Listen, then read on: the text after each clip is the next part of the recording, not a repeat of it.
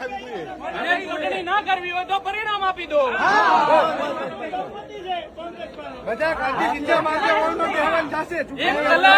એક કલાક એસડીએમ સાહેબ ની ગાડીને પંચર પડ્યું, એના પછી અંદર વઢો છો. 12 વાગ્યાનો ટાઈમ હતો ને હવે રદ કરવાની કોશિશ દશરથસિંહ, રદ કરવાની કોશિશ નહીં, રદ કરી નાખી છે. રદ કરી દે. રાજભાઈ, હું તમને કહેવા માંગુ છું, લોકશાહીનું આનાથી મોટું હનન હોય જ ના શકે.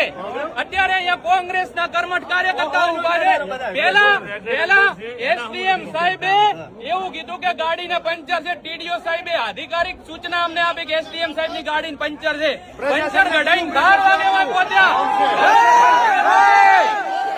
અત્યારે અમારા કોંગ્રેસના 12 સભ્યોમાંથી એક બેન છે, અત્યારે પ્રેગ્નેન્ટ છે અને એમની સ્થિતિ અત્યારે કફોડી છે. અને આ લોકો માહોલ ડોળીને બેનનું બ્લડ પ્રેશર હાઈ કરવાની કોશિશ કરે છે. પણ અમે ભારતીય જનતા પાર્ટીનું બ્લડ પ્રેશર કોંગ્રેસ વાળા હાઈ કરી નાખશું. પણ આ ચૂંટણી આજે થવી જોઈએ. તમે રાજભાઈ મીડિયામાં છો, બધા મીડિયા વાળા આજના દિવસમાં જ ચૂંટણી થવી જોઈએ, નહીં તો ડાયરેક્ટ પરિણામ આપી દો.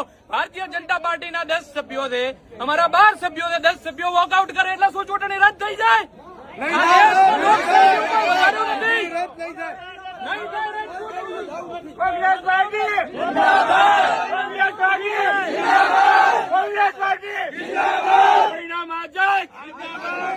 પરિણામ આપો, ખાલી પરિણામ.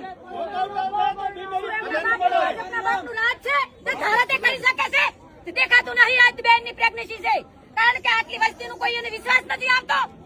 ભાજપ વાળા એના બાપનું રાજ ચલાવે છે.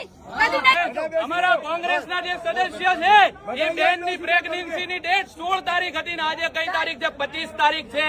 દિવસો ઉપરથી જાય છે. ભારતીય જનતા પાર્ટીના બની બેહાડેલા છે અધિકારીઓ, એમના પેટનો પાણી હલતો નથી. સુરક્ષાની વાતો કરો છો. એમ્બ્યુલન્સ પોલીસ વાળા અમને દબાવે છે કે અમે બેન ને દવાખાને લઈ જાઓ. એટલે દવાખાને લઈ જવા વાળા અમારું આખું કોંગ્રેસ ઉભું છે. તમે શું લઈ જાઓ દવાખાને? તમારી સત્તામાં એટલું કામ કરો. એસડીએમ સાહેબ ને કે આ તમને શોભતું નથી. એક ક્લાસ 1 અધિકારી તરીકે તમે અત્યારે જનતાને મોઢું કઈ રીતે બતાડશો? બારે આવીને બધા લોકો જવાબ માંગો છે. કોંગ્રેસ વાળાને અત્યારને જવાબ જોઈએ છે. અત્યારને જવાબ આપો. તમે કયા પદ ઉપર છો? કોંગ્રેસ પાર્ટીના સંનિષ્ઠ કાર્યકર્તાઓ છીએ.